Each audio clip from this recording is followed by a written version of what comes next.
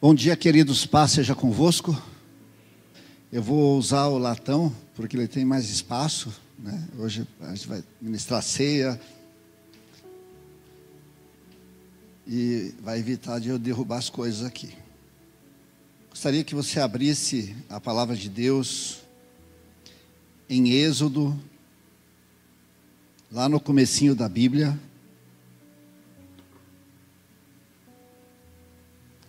Capítulo 33.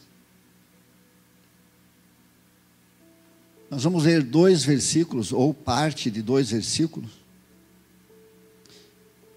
E faremos um breve comentário sobre esse contexto, depois, quando eu estiver concluindo aquilo que Deus tem para nós nessa manhã. Mas eu faço questão de ler ele no início.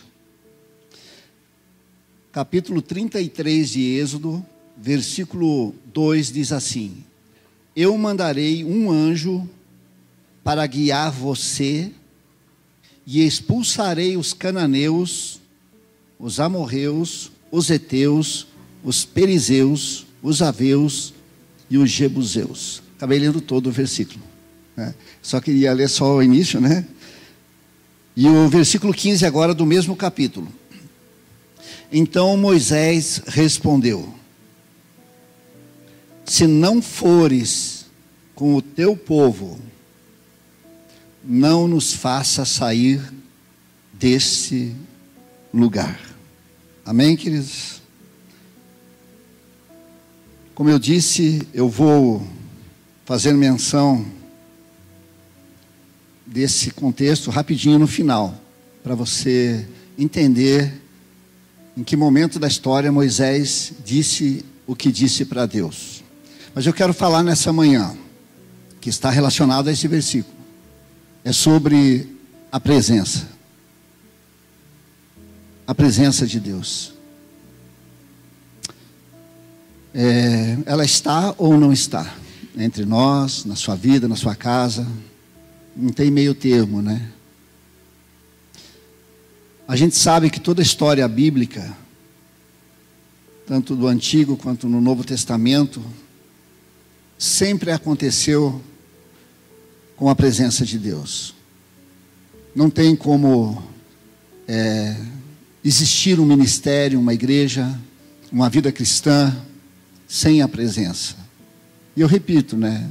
A gente tem ou não tem ela. Então nessa manhã nós vamos ser convidados pela palavra, pelo Espírito Santo, como a pastora disse inicialmente, nos levando a refletir sobre isso. Quem é que tem me acompanhado como cristão? Espiritualmente falando, né? Pode não ser um demônio, pode não ser o mal, mas eu posso andar somente comigo mesmo, né? E o ser humano sozinho ele não é bom, né? É muito perigoso. A gente vai se envolver com situações das quais a gente não vai conseguir se livrar e a gente vai ter atitudes, reações, comportamentos, né, que poderão nos trazer prejuízo e consequências, né? Mas quando a gente tem a presença de Deus na nossa vida, a gente fica ponderado, a gente age em sabedoria e no final de tudo, né, Deus é glorificado e a pessoa é abençoada. Então que a gente reflita nessa manhã sobre a importância da presença de Deus. A gente vê Deus, todos nós conhecemos, lá no Éden, no início. Deus criou Adão, criou o ser humano e deixou claro que seria os dois juntos para funcionar, né? Por isso que Deus conversava com Adão, Adão conversava com Deus todos os dias, porque assim foi o plano original de Deus. Sem a presença de Deus não existe um jardim perfeito, não existe uma família perfeita, não existe um casamento bom, perfeito. O que torna as coisas, né, abençoadas é a presença do Senhor. Não tem como, não tem. Eu repito, e às vezes não é só a pessoa, às vezes é a pessoa e o mal daí, porque a gente fica muito vulnerável sem a presença de Deus para absorver aquilo que é do mal mesmo daí, né, que é a influência maligna. E a presença de Deus é como se fosse uma blindagem, é como se nos protegesse dos dardos, das setas do maligno, né? Então, não dá para viver sem a presença de Deus. Não tem como ser igreja, ser cristão, viver sem a presença de Deus. Quando a coisa estava feia lá, antes do dilúvio, a gente vê Deus ali, falando com a família de Noé. Deus sempre se fez presente na história. Deus sempre esteve no meio do seu povo, agindo, tentando tocar as pessoas, tentando fazer com que as pessoas valorizassem, percebessem a importância da presença dele, para que eles continuassem existindo como povo de Deus, hoje para nós como igreja de Deus. Mas assim, como foi lá no início, hoje também é difícil da gente valorizar a presença de Deus. A gente às vezes até não sabe nem como se avaliar isso, né, na vida. Será que Ele está comigo? Eu tenho essa convicção de que a presença dEle me acompanha, está comigo por onde eu andar? Será que eu ando sozinho? Será que eu ando só com amigos, influências humanas apenas? São perguntas que a gente tem que fazer. Mas a Bíblia tem um versículo que fala assim, né, que o Espírito do Senhor testifica com o nosso espírito de que nós somos filhos. Então eu creio que para todo cristão é possível ele se autoavaliar, né, e afirmar, não, Ele está comigo. Eu não sei se eu perguntasse aqui, quantos têm convicção de que Deus está com você, né? Não estou falando de luta, se a vida está boa, está ruim, falando da presença dEle, né? Quem sabe alguns de nós tivéssemos dificuldade de afirmar, não, Ele está comigo, Ele tem estado comigo. Eu percebi Ele essa semana que passou, estou percebendo Ele no início dessa semana, né? Nem todos têm essa convicção, mas Deus sempre fez questão de estar presente, de estar na história do seu povo, de estar na história da igreja. Quando Deus chama Abraão lá atrás, né, meu Deus, como é nítido, como é clara a presença de Deus entre eles, entre o povo, entre a família de Abraão, seu sobrinho Ló, e toda aquela história maravilhosa, o nascimento de Isaac, né? Deus estava com ele, e ele tinha convicção de que Deus estava com ele. No caso de Abraão, Noé também foi tão obediente, sabia que era Deus que estava ali. Mas o mundo estava corrompido. O mundo, se você ler lá no início de Gênesis, você vai ver que o mundo todo estava moralmente, espiritualmente, moralmente, em decadência, em ruína. Mas tinha uma família lá, que no meio de toda aquela podridão, conseguia perceber a presença de Deus e ouvir a voz de Deus. Então a gente não pode usar o mundo, o sistema, as coisas, né, para dizer assim, como é difícil de ouvir Deus, como é difícil sentir a presença de Deus. Será que Ele está, não está? Noé conseguia, e era uma única família no meio de um povo totalmente corrompido. Então é possível ver. Abraão ouviu a voz de Deus, foi obediente a Deus. Noé também foi construindo a arca. Abraão foi saindo da sua casa, porque a presença de Deus nos leva a obedecê-lo. É diferente de quando a gente é influenciado por pessoa e é influenciado pela presença de Deus. Eu quero logo em seguida fazer menção de um texto que vai nos levar a refletir sobre isso. Jesus, queridos, Ele fez o que fez. Ele fez o que fez porque a presença do Pai. Em vários textos na Bíblia, nós vamos encontrar, desde o início, a profecia sobre Jesus. O profeta Isaías já dizia, o Espírito do Senhor está sobre mim. Lá no Evangelho de Lucas 4,18, o próprio Jesus, numa sinagoga, no sábado, ele vai repetir o que o Isaías disse 800, 900 anos atrás. Ele disse, hoje está se cumprindo, o Espírito do Senhor está sobre mim. Jesus tinha convicção de que o Espírito do Senhor, o próprio Deus, estava com ele. No Evangelho de João, por 7 vezes, vai falar sobre a unidade, sobre o Pai e o Filho serem um. Então Jesus não fez o que fez na terra como filho de Maria e de José. Se Jesus fosse só Jesus de Nazaré, não ungido, não cheio do Espírito Santo, ele não faria a história que ele fez. Ele não faria os milagres que ele fez. Ele fez os milagres, aquelas maravilhas, porque a presença do Pai era com ele. E ele repete isso em todo o Evangelho, em todo o seu ministério. Não era ele, era a presença do Pai na vida dele. Se você tirar o lado espiritual e ver Jesus apenas como um homem de Nazaré, aliás, quando Jesus nasceu, alguém chegou a dizer, pode vir alguma coisa boa de Nazaré, ou seja, Jesus não tinha uma origem assim, a sua família não era conhecida, a cidade não tinha nenhum destaque na época. Então é lógico, é claro que aconteceu o que aconteceu através de Jesus, porque o Espírito do Senhor estava sobre ele. E esse texto está lá em Isaías, como eu disse, está lá em Lucas 4:18. Agora preste atenção, queridos. Jesus veio com uma missão. O mundo, a religião do mundo da época, sabe qual era? Era o judaísmo. E Jesus entra na história agora tendo que mudar isso. Hoje você vai falar alguma coisa relacionada à religião, como é difícil de você. Tem pessoas que debatem, querem brigar, discutir. E isso não vai trazer resultado nenhum. Mas Jesus teria que mudar. O Velho Testamento, o judaísmo, aquela observância da lei, na lei de Moisés, como eles faziam, como eles viviam, deveria ser deixado, e eles deveriam agora aceitar um novo testamento. Eles deveriam agora praticar a vida pela fé em Cristo Jesus. Isso não era fácil. Isso um ser humano jamais ia conseguir fazer, queridos. Jamais.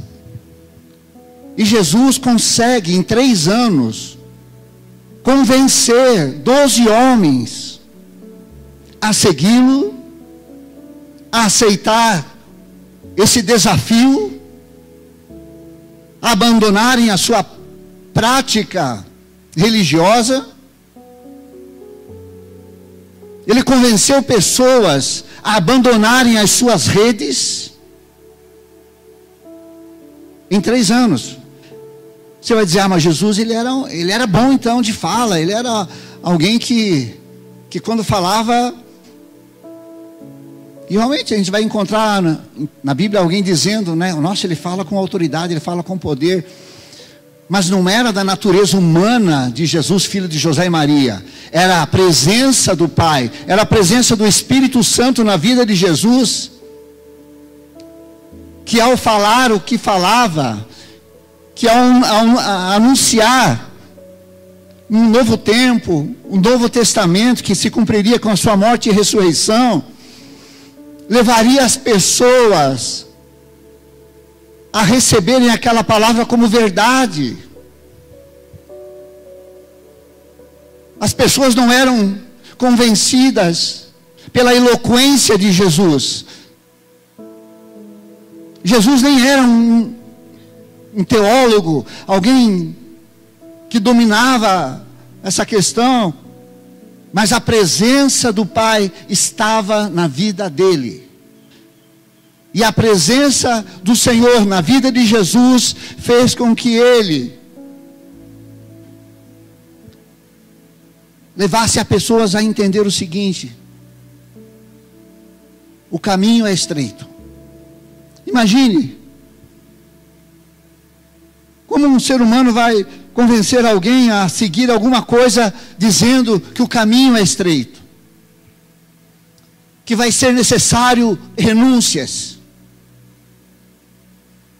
que às vezes vai ser necessário deixar pai e mãe,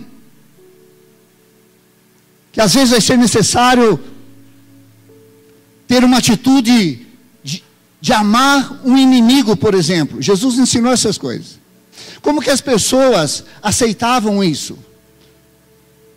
Como que as pessoas poderiam entender que isso ia ser bom, necessário? Não há em nós, queridos, essa habilidade de convencer alguém a viver, a praticar.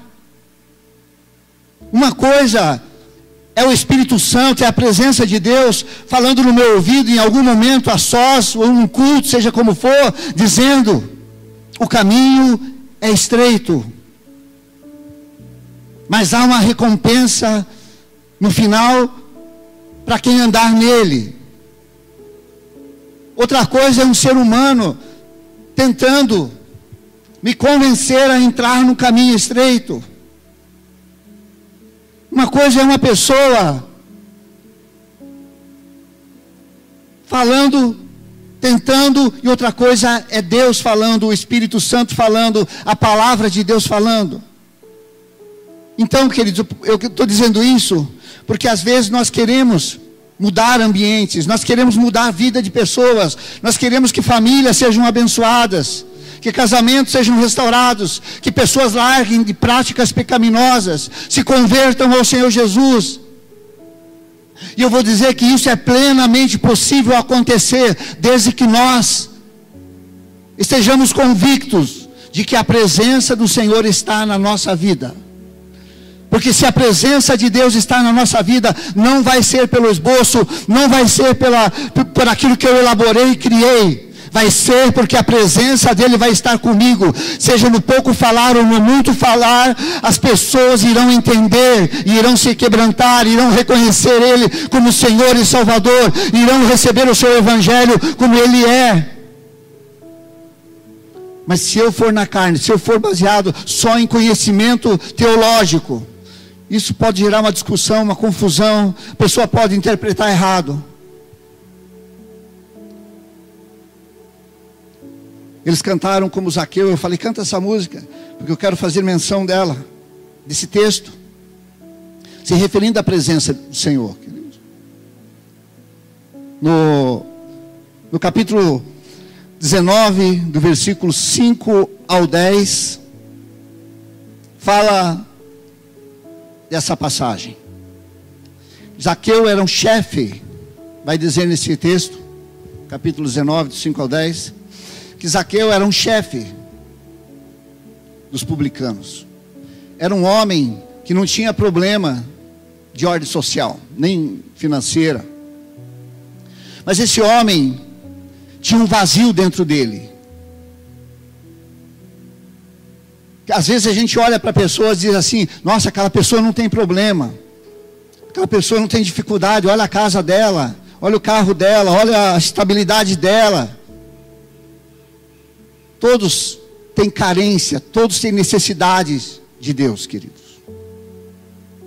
Todos, todos, todos.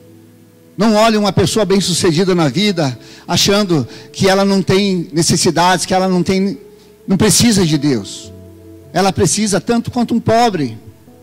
Uma pessoa que não tem sucesso na vida profissional, financeira.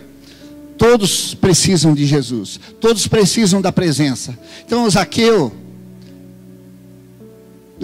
ele vai sobe até aquela árvore, você conhece a história, para ver o Senhor. Então, o que a gente aprende aqui? Que uma pessoa, quando ela quer Jesus, quando ela quer a presença de Jesus, de alguma forma ela vai se mover, ela vai fazer alguma coisa. A presença do Senhor não vai chegar simplesmente acenando assim: ó, eu estou aqui, né? Por favor, corra até mim. Não, ela existe, ela está disponível, já foi derramado. É só tirar o guarda-chuva e deixar ser molhado, deixar ser encharcado pela presença. Então Zaqueu, ele esquece ali a sua condição social, seu status, e ele vai até aquela árvore lá, e Jesus chega embaixo da árvore e fala para ele: Zaqueu, desce depressa, porque hoje eu quero ir na tua casa. Então Zaqueu ia ter agora, pela primeira vez, queridos, Ele era um pecador.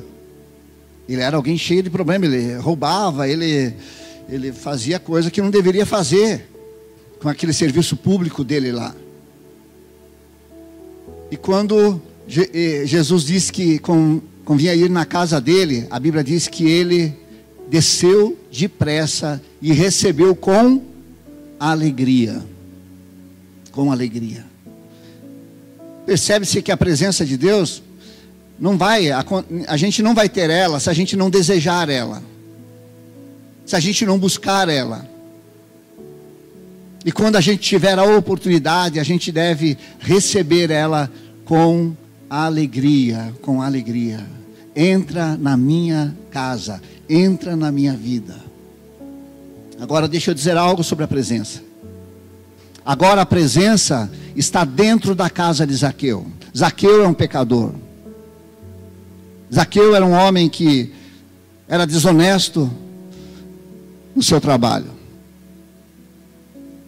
E o que me impressiona, queridos, ao meditar sobre isso ontem, eu fiquei assim, Deus falou muito comigo sobre isso. Eu falei, agora, deixa eu ver qual foi a pregação, qual foi a dura que Jesus deu em Zaqueu. Não tem. Não tem. Não tem pregação para Zaqueu. Não tem uma dura, não tem confronto. Não que eu seja contra. Deus às vezes até usa alguém para confrontar alguém. Eu creio nisso. Mas eu creio muito no poder da presença do Senhor, querido. Quando a presença está numa pessoa, quando a presença está na casa de uma pessoa, não há necessidade de discurso, de sermão, de puxar a orelha. Repito, não sou contra, e às vezes Deus usa situações agindo dessa forma. Mas perceba esse fato aqui. Jesus só está lá. Não sei se era um jantar, se era um almoço, se era um café da tarde. Só sei que Jesus está lá e aparece Zaqueu dizendo: Senhor, eu vou consertar tudo de errado que eu fiz. Veja o que a presença faz. Do nada. Jesus não pregou para ele. Ele começa, porque as pessoas sabem.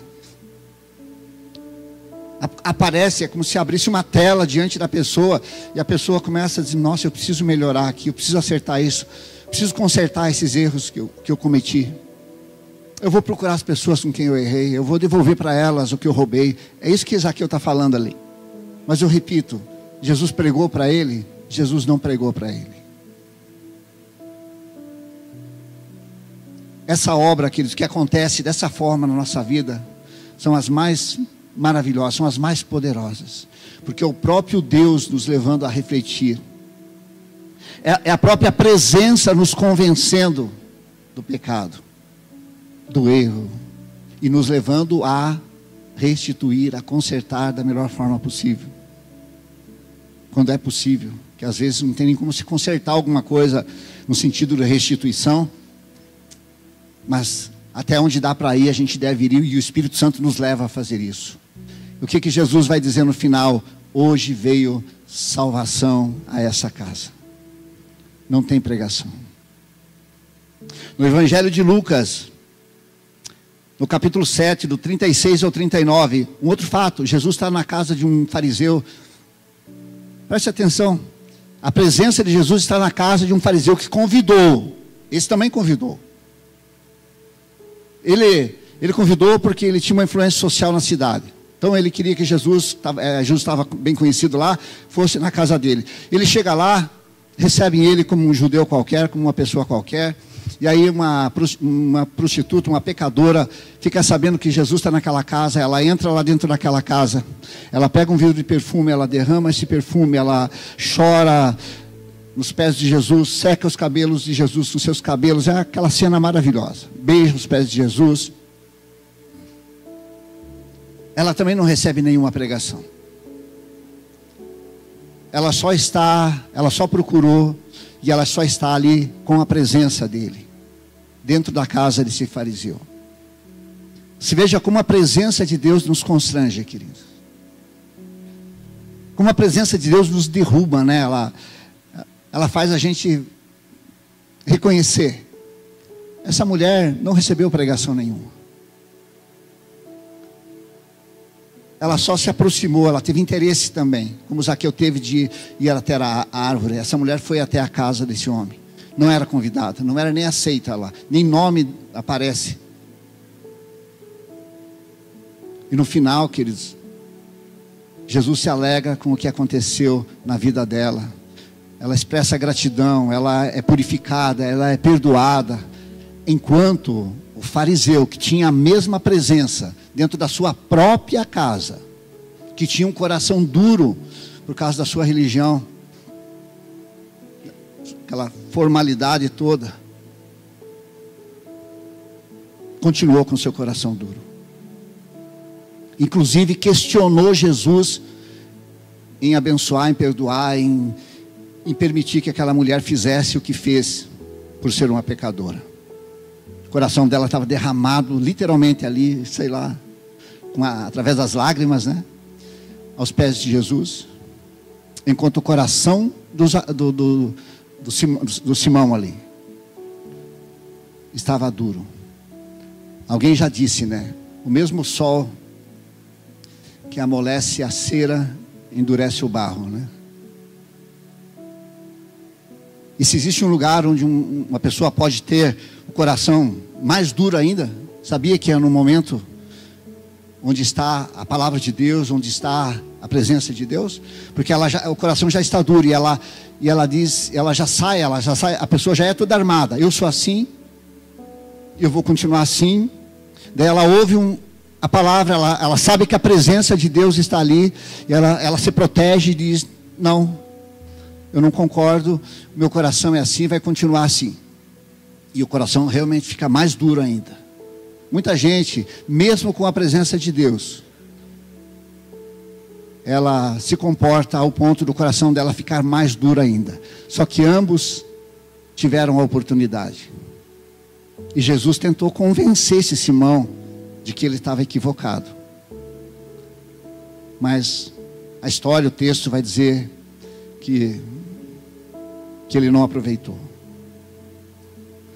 Queridos, na vida dos discípulos, aqui é com Jesus, a presença na vida dos discípulos, se você lê Atos dos Apóstolos, você fica apaixonado de como eram as coisas.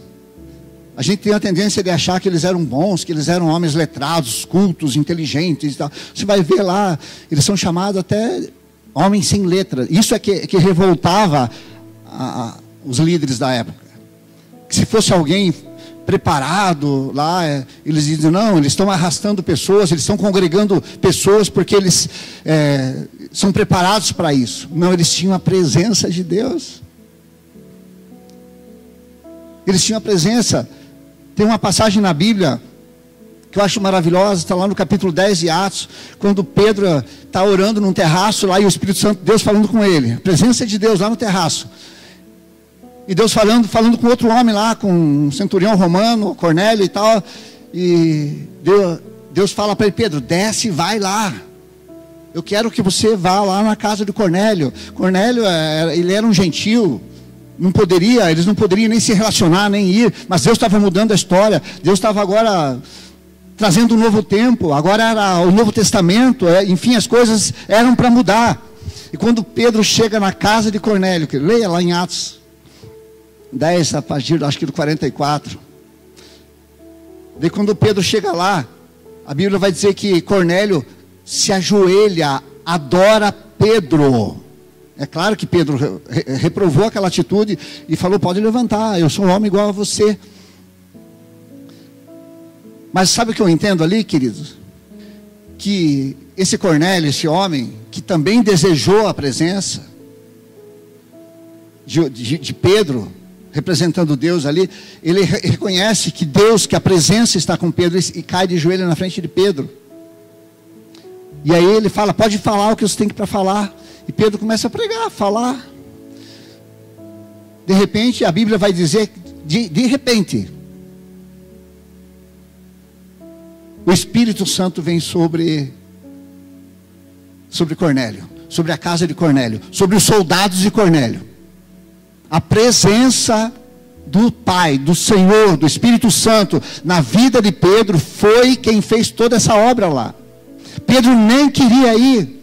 Pedro teve que ser por 3 vezes convencido de que ele deveria ir, ele não queria ir. É a mesma coisa lá, quando a gente vê aquelas passagens na Bíblia, a pessoa lá, o Jonas nem queria ir. Ele falou, você vai, ele foi. Então não era o Jonas que converteu aquela cidade, livrou aquela cidade de ser destruída. Era a presença de Deus através da vida dele, da fala dele. Era algo que Deus queria. E quando Deus está presente na nossa vida, queridos, as coisas acontecem. As coisas acontecem. Acontece na sua vida, acontece na sua casa. E acontece sem apelos, sem forçação de barra. Cornélio recebeu o Espírito Santo sem dizer, vocês têm que receber, vocês precisam receber. Se vocês não receberem, não sei o que, se vocês não fizerem, não. O Espírito Santo, a presença do Senhor, é quem constrange os corações, queridos. Eu não sei com você, mas quantas vezes eu já fui visitado dessa forma, queridos. E eu mudei, não foi por causa de sermão, de pregação. Eu mudei porque a presença dele me constrange. Ela diz, você pode viver assim se você quiser, mas pode ser melhor se você reconhecer que você está errado. Se você reconhecer que você precisa acertar algumas coisas. Pode mudar e vai mudar. Esse ano de 2025, queridos, eu estou com uma palavra de Deus que queima no meu coração nessa questão, queridos. Nós vamos ver maravilhas de Deus, e como eu disse na quinta-feira, não necessariamente eu tenho que ver ela na minha vida. Eu vou me alegrar em ver na sua vida acontecendo. Eu vou me alegrar em ver acontecendo na vida do pecador, daquele que precisa de alguma coisa. Deus vai se manifestar nesses dias. Através da igreja, não porque a igreja é boa, porque a igreja é isso, aquilo, não, mas é porque a presença do Senhor habita nela. Deus vai habitar em nós, querido, de tal forma que as pessoas vão dizer, você tem alguma coisa diferente, você é diferente. Querido, deixa eu dizer algo bem rapidinho aqui, eu tenho que encerrar. Eu tenho uma convicção de que eu estou cercado pela presença de Deus. Eu estava ontem lidando com uma situação, tinha 2 pessoas. Eles tinham que carregar algumas coisas, meio pesado assim e tal, né? E aí eu estava ali, eu falei, tudo bem, aonde que é para pôr, né? Eu falei, se for possível, eu gostaria de colocar lá atrás e tal, né?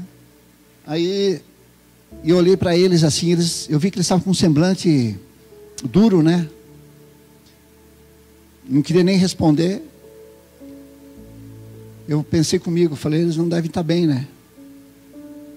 E aí ele ficou ali, num determinado momento ele soltou um palavrão, né? Um palavrão, eu não sei o que aconteceu ali e tal, né? Não para mim, né? Mas ele falou alguma coisa assim, que não é normal para nós. E eu fiquei quieto, esperando ele terminar ali. Quando terminou, queridos, tudo ali levou, acho que uns 25 minutos. Sabe o que essa pessoa falou para mim? Ela falou assim, o senhor me perdoa. Eu já tinha até esquecido lá do palavrão que ele tinha falado. O senhor me perdoa pelo que eu falei ali? Eu falei, não, tranquilo, com certeza. Na hora eu entendi, cara. É Deus na nossa vida que nos leva a fazer com que pessoas reflitam sobre aquilo que falam, sobre aquilo que fazem. E às vezes eu quero que uma pessoa entenda, que uma pessoa reflita que ela está errada, forçando a barra. Não vai acontecer. É mais fácil haver um rompimento, uma briga, uma discussão, do que uma conversão. Mas o Espírito Santo vai usar a sua vida, vai continuar usando a minha vida, porque nós não vamos só cantar, nós estamos sendo e queremos continuar sendo morada do Espírito Santo. A presença de Deus na nossa vida não vai ser só através de música, mas vai ser uma realidade. pessoas perceberão que Ele habita em nós através da nossa fala, do nosso comportamento.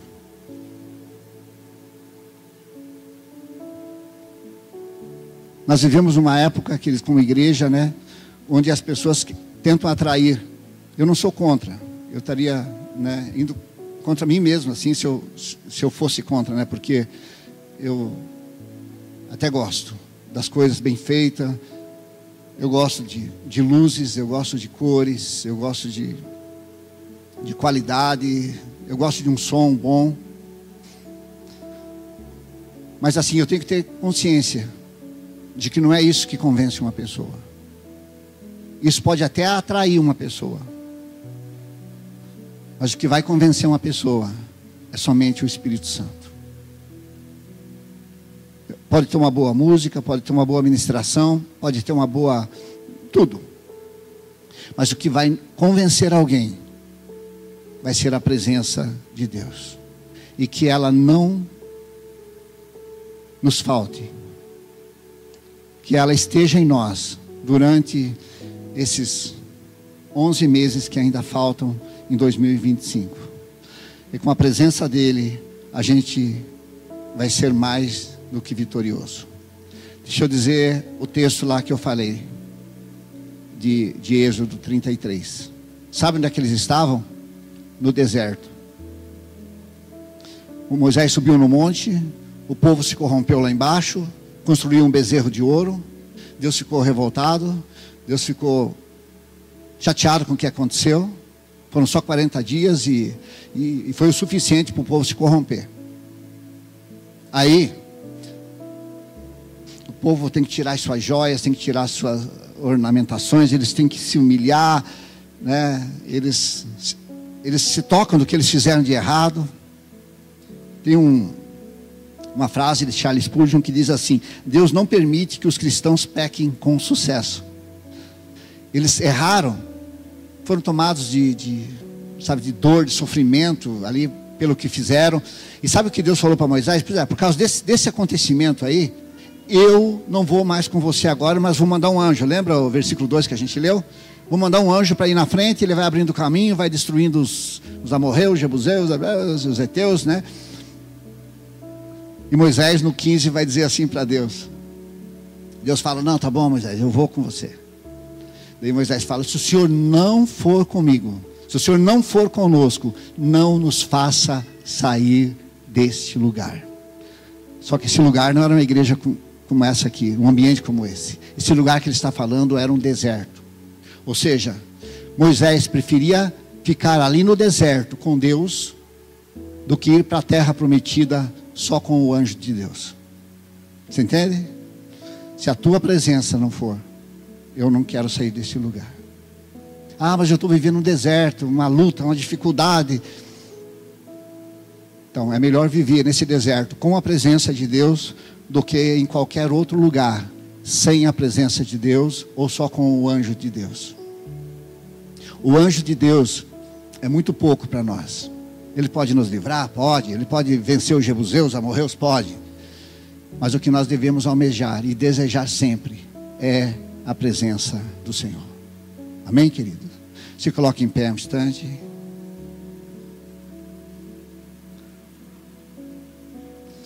Eu queria fazer uma oração, querido.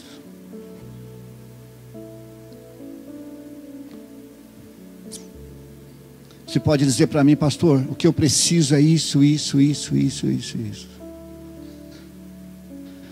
eu posso dizer para você nessa manhã: